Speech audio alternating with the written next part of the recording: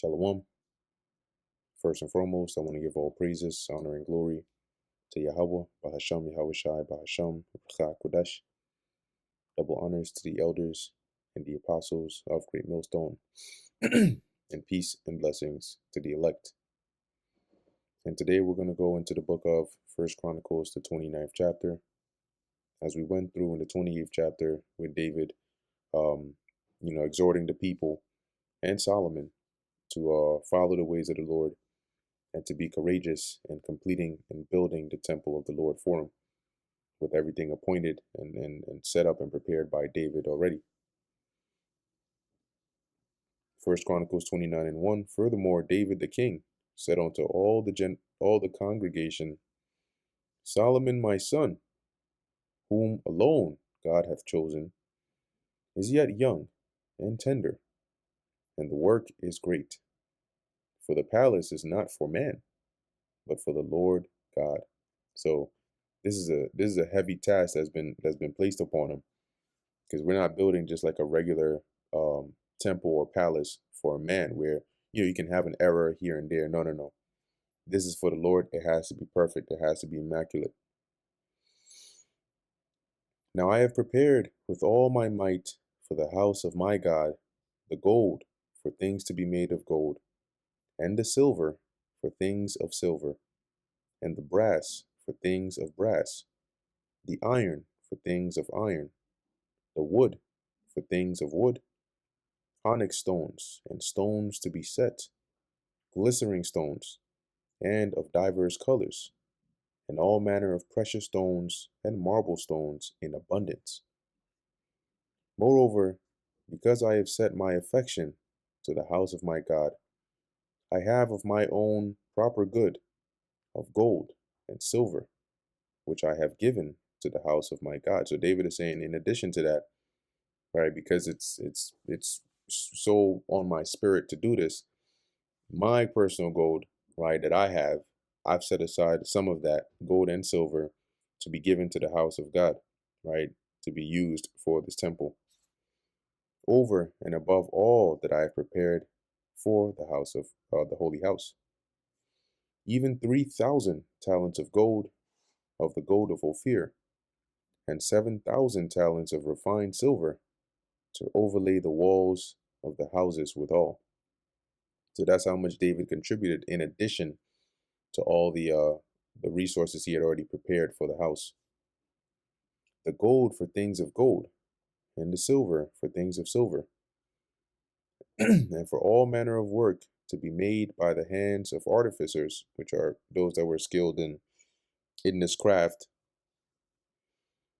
And who then is willing to consecrate his service this day unto the Lord? So who is willing to dedicate themselves to help in the service of building the house of the Lord? So David was like, I'll be the first, basically, right? Like, I've contributed this. This is what I'm adding here. Now, who else wants to, who's gonna step forward and offer their hand in this building? Then the chief of the fathers and princes of the tribes of Israel, and the captains of thousands and of hundreds, with the rulers of the king's work, offered willingly, and gave for the service of the house of God gold, 5,000 talents, which is a lot. And look up a talent. Matter of fact, I'll look it up for you. How much was a talent in the Bible?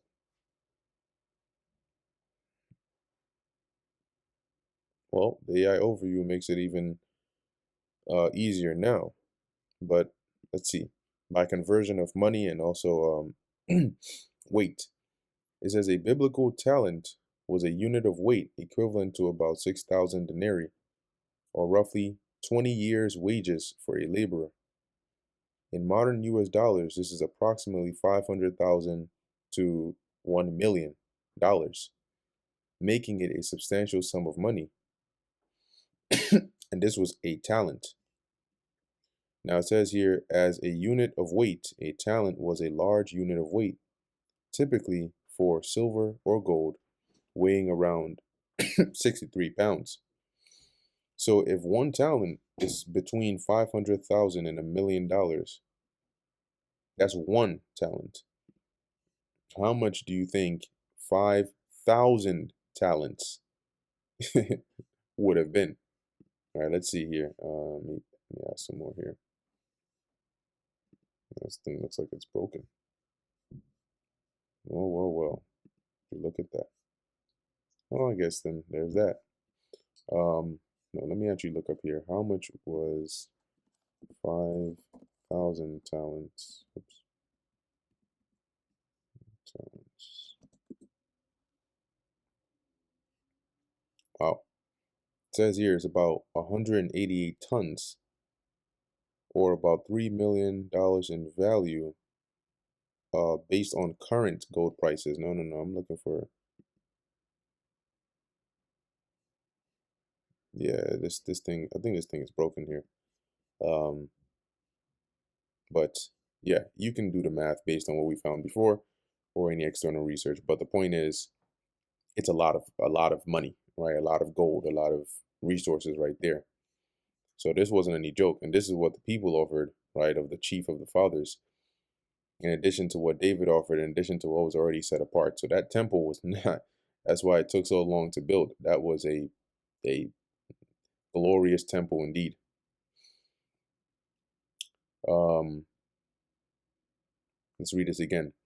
And gave for the silver, or for the service of the house of God, of gold 5,000 talents and 10,000 drams, and of silver 10,000 talents, and of brass 18,000 talents, and 100,000 talents of iron. Sheesh, 100,000. Yeah, you have 5,000 was a lot. 100,000, my goodness. And they went, and they with whom precious stones were found, gave them to the treasure of the house of the Lord Yahweh by the hand of Jehiel the Gershonite. Then the people rejoiced, for that they offered willingly, because with perfect heart they offered willingly to the Lord, meaning they, they weren't offering uh like half-handedly, like stingily, like, damn man, I really got to give this amount over here. No, no, no. This was like holy, out of the generosity of their heart. They wanted to do this joyously, right? And David the king also rejoiced with great joy. Wherefore David blessed the Lord before all the congregation. And David said, Blessed be thou, Lord Yahweh, God of Israel, our Father, forever and ever. Thine, O Lord, is the greatness, and the power, and the glory, and the victory, and the majesty. For all that is in the heaven and in the earth is thine.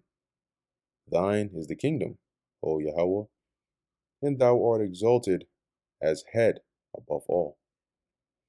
Both riches and honor come of thee, and thou reignest over all, and in thine hand is power and might, and in thine hand it is to make great and to give strength unto all. So you control all of this, right?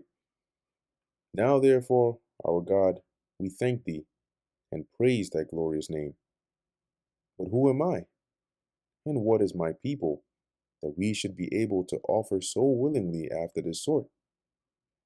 For all things come of thee, and of thine own have we given thee. Right? So, yes, we're doing this, but ultimately, in comparison, like in the grand scheme of things, what are we really doing, right? Because it's kind of like we're giving you, you created it, right? That's what David is saying here, right? You created gold, you created silver. We're really just giving you what's already yours. But I think what the Lord values here about it is, um, it's not necessarily what you're giving to him, but the intention behind it.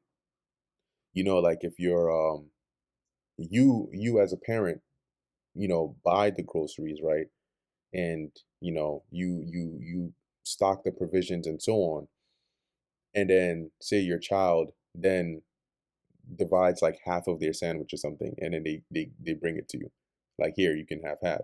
Now, you kind of made it, right, or got the ingredients for it and all of those.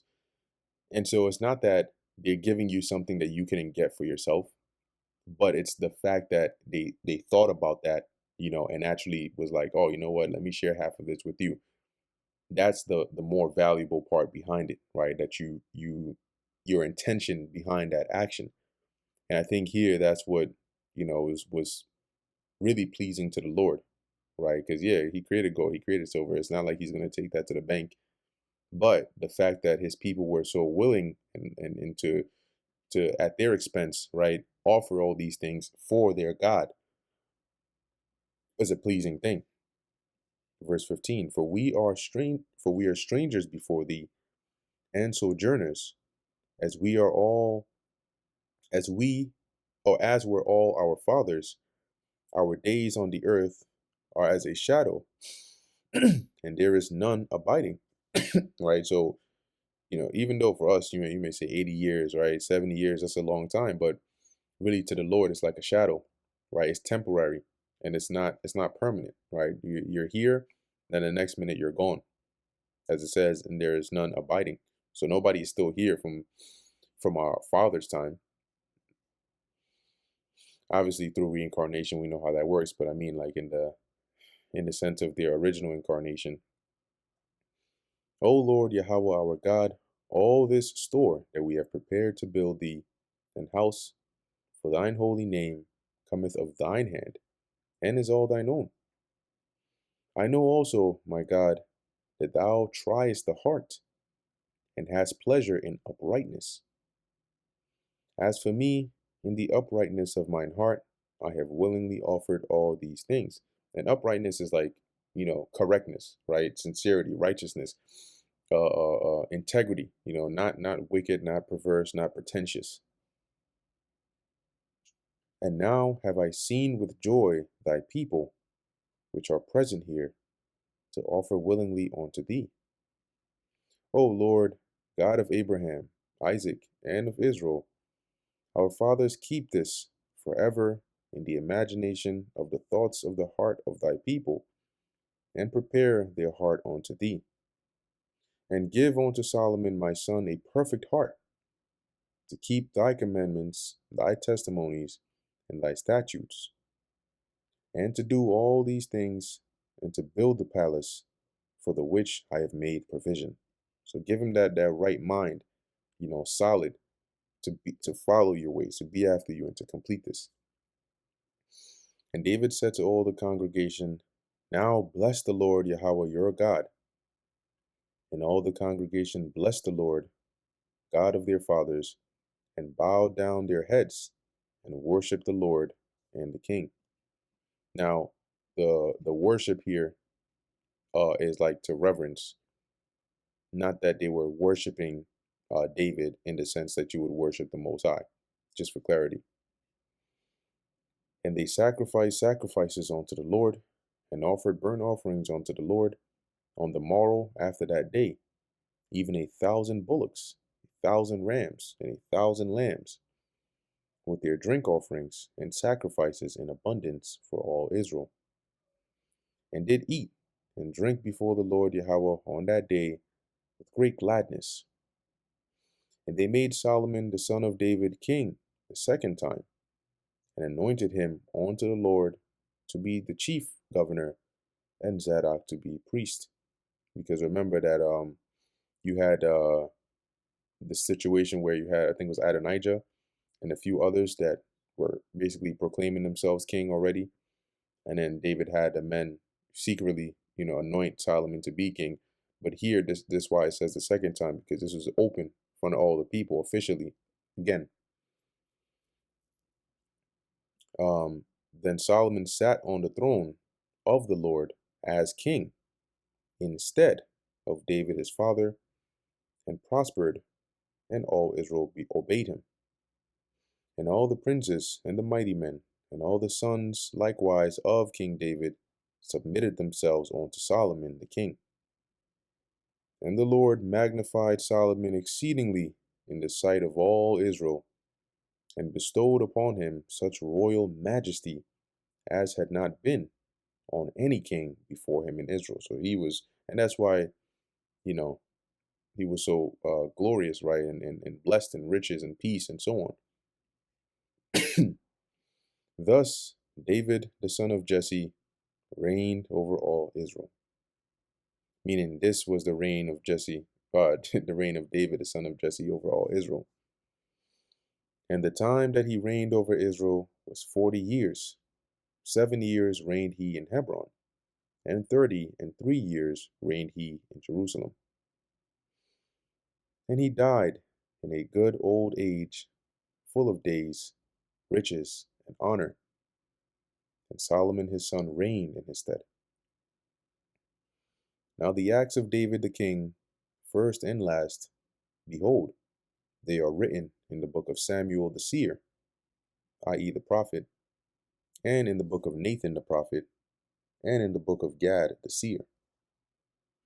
With all his reign and his might, and the times that went over him, and over Israel, and over all the kingdoms of the countries. And that brings us to the end of First Chronicles, the 29th chapter, which is also, yep, the end of the book of First Chronicles. So, Lord willing, that was edifying to the elect. In closing, I want to give all praises, honor, and glory to Yahweh, Bahasham Yahweh Shai, Bahasham Recha Kodesh. And until next time, Shalom.